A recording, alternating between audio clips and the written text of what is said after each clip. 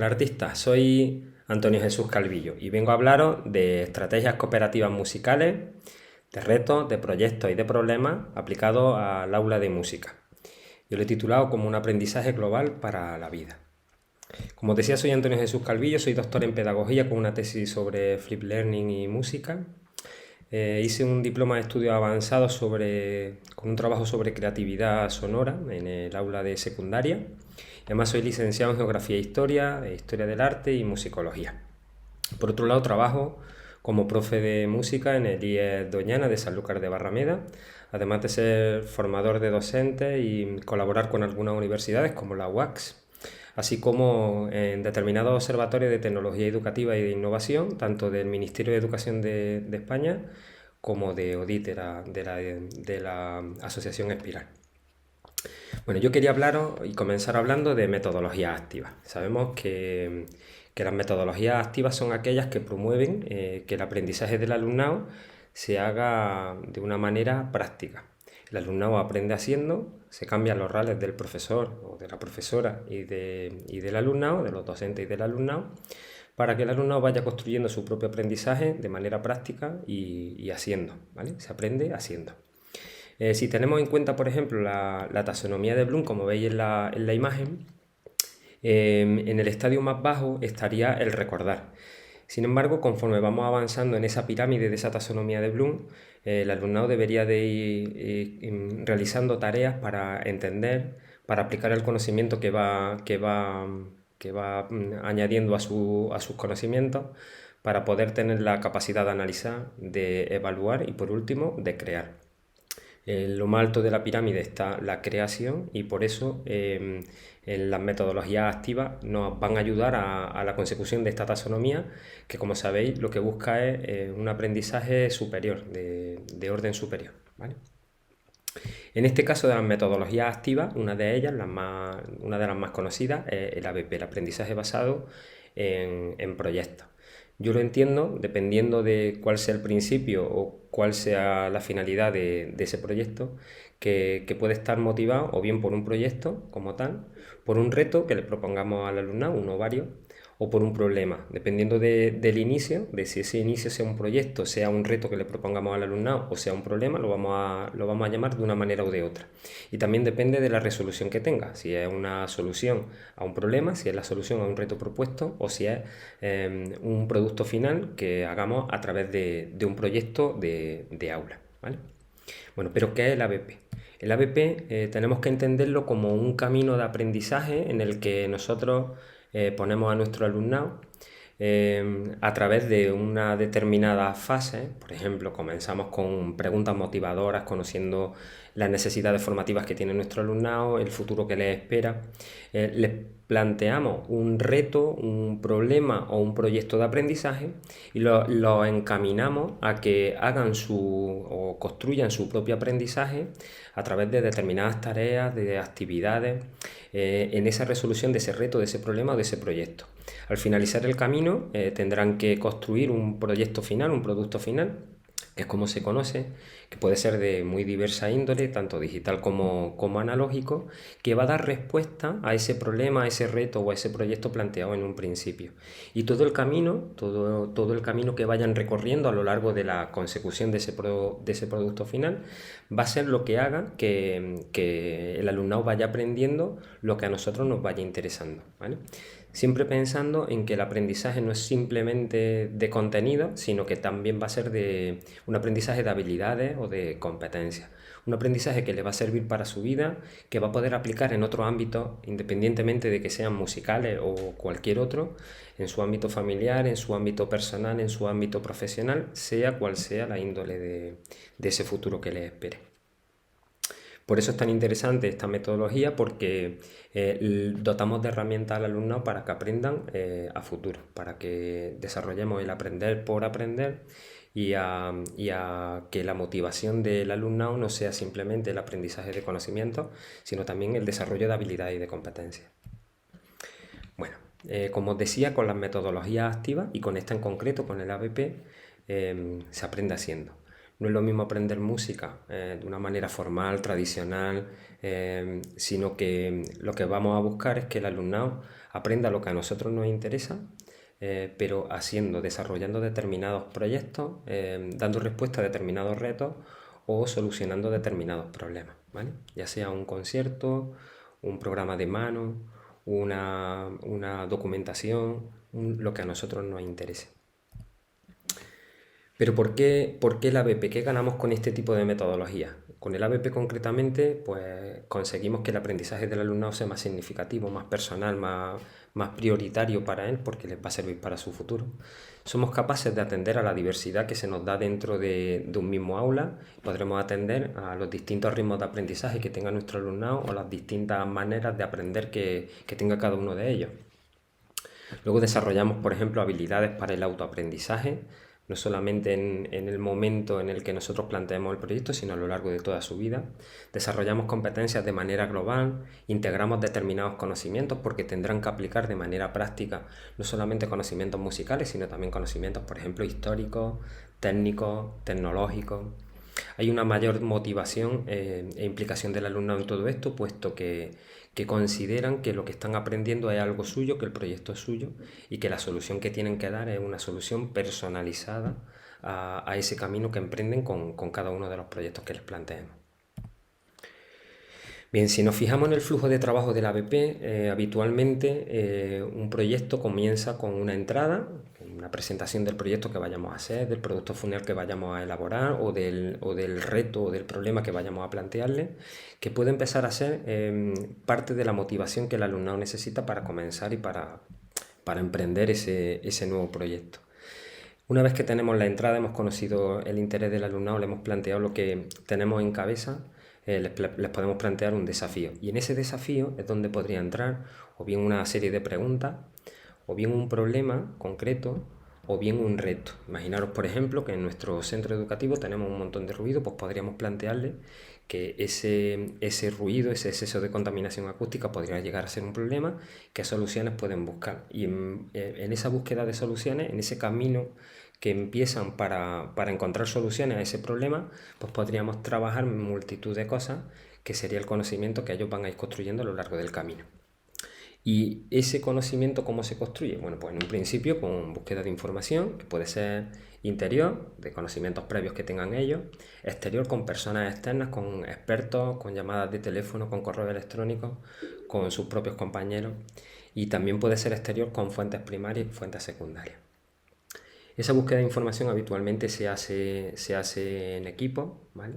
Para que ellos entiendan que su futuro va a depender de aprender a trabajar y de estar concienciados de que van a ser necesarios los equipos de trabajo, y cuanto antes lo hagamos en clase y antes estén acostumbrados a trabajar de esa manera, pues mejor. Esa búsqueda de información va a llevar una curación de contenidos que puede tener una lectura multimodal, puede ser una lectura crítica de determinados textos o fuentes de información, y luego va a haber una pequeña difusión. Con esa curación de contenidos, con todo ese material que ellos van a ir recopilando y elaborando, se va a realizar una producción. Esa producción habitualmente es lo que nosotros llamamos un producto final. ¿En qué puede derivar esto? Pues en las soluciones. Y esas soluciones, imaginaros a la contaminación acústica, ¿cómo podríamos enfocarla? Pues podría ser con la elaboración de carteles, podría ser con la elaboración de algún dístico, con cómics, con algún programa de radio de difusión, con algún vídeo explicativo, cada uno con lo que quiera. Y como os decía al principio de esta presentación, puede ser de manera digital, con artefactos digitales, con aplicaciones, con herramientas, o puede ser de manera analógica. Y por último, una vez que tengamos ese producto final elaborado, el alumnado haya hecho su camino de aprendizaje, llega la última fase que para mí es fundamental, que es la difusión.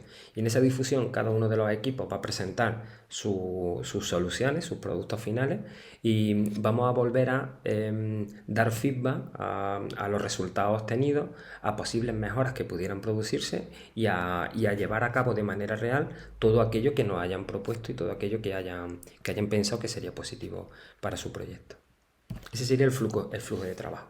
Si os dais cuenta, en cualquier proyecto, en cualquier ABP, intervienen determinados agentes que para mí son fundamentales en todos los aspectos.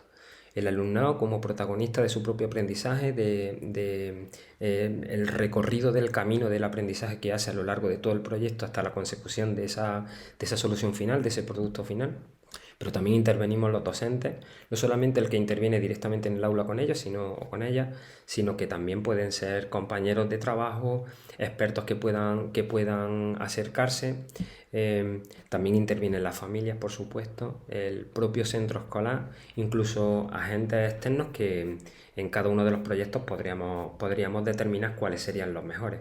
Un experto, por ejemplo, en acústica, un policía local, por ejemplo, que pudiera venir con un sonómetro para hacer determinadas mediciones, que pudiera contarnos sobre la contaminación acústica en nuestra localidad, en nuestro entorno, y que pudiera acercarle ese fenómeno al alumnado, que en un principio lo puede ver un poco extraño, pero que con ayuda de esos expertos pudieran hacerlo y lograrlo de manera eficiente. Como veis, en el ABP, intersección de caminos. Vale, una vez que tenemos la idea, la hemos presentado al alumnado, nos toca hacer el diseño definitivo de ese proyecto. Podemos haber hecho una lluvia de ideas y haber conseguido mil ideas para poderlo llevar a cabo, pero tenemos que planificarlo.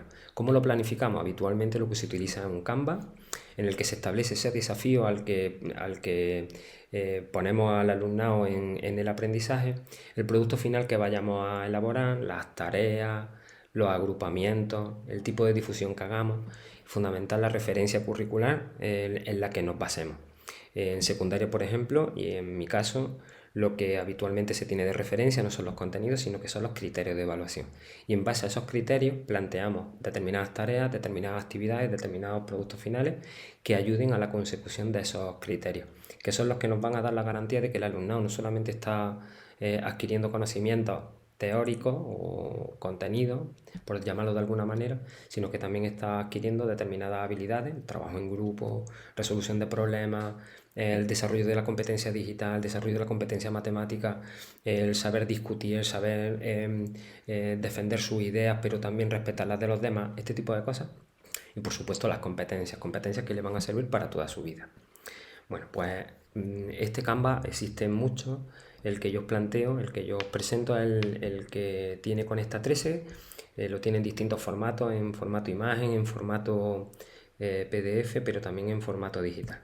Para que veáis más o menos cómo quedaría un Canva, un proyecto diseñado con este Canva, pues sería algo así, ¿vale?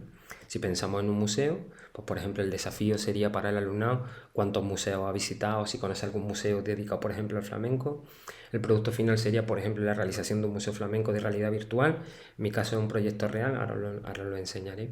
Y luego las determinadas fases, tareas, la difusión que se puede hacer, la referencia curricular que se tiene, las competencias que se trabajan, los recursos que se necesitan, no solamente humanos, sino también tecnológicos o de espacio, ¿vale? Los agrupamientos, la organización que vamos a hacer y la evaluación que vamos a hacer con el alumno. Todo eso diseñado quedaría algo así.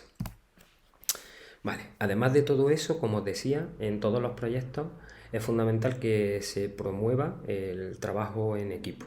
Y dentro de ese trabajo en equipo, una de las metodologías o de las técnicas que mejor funcionan es el aprendizaje cooperativo. El aprendizaje cooperativo, como sabéis, funciona por roles. A cada uno de los alumnos, de las alumnas de cada equipo le asignamos un rol que será la misión que tenga que cumplir dentro de su equipo. ¿Y por qué el aprendizaje cooperativo o determinadas técnicas del aprendizaje cooperativo? Pues porque se ponen en juego, por ejemplo, la experiencia del alumnado, los tipos de agrupamientos, podemos mezclar alumnado que tenga determinados ritmos de aprendizaje distintos o que tengan maneras o habilidades distintas dentro de cada equipo. Puede haber alguien que sea muy experto en tecnología, pero alguien que se le dé bien, por ejemplo, redactar o explicar o ser el portavoz del grupo, alguien que a lo mejor es muy bueno organizando el equipo, este tipo de cosas. Nos permite esa, la atención a la diversidad. Tendremos que tener en cuenta cómo hacerlo, qué roles asignamos. Luego llevar un cuaderno de equipo en el que vayan reflejando todos sus logros y todos sus problemas a lo largo de la consecución de todo ese camino de aprendizaje que hagan, y luego la duración que van a tener esos equipos. Si van a ser para siempre, para ese solo proyecto, para momentos determinados o cómo queremos hacerlo. ¿vale? Tendríamos que formarnos también en aprendizaje cooperativo, pero es fundamental para la gestión de los equipos y la gestión del aprendizaje dentro del aula que contemplemos el aprendizaje cooperativo. Vale. Además de todo esto, en cualquier APP se dan dos ayudas o dos enriquecimientos.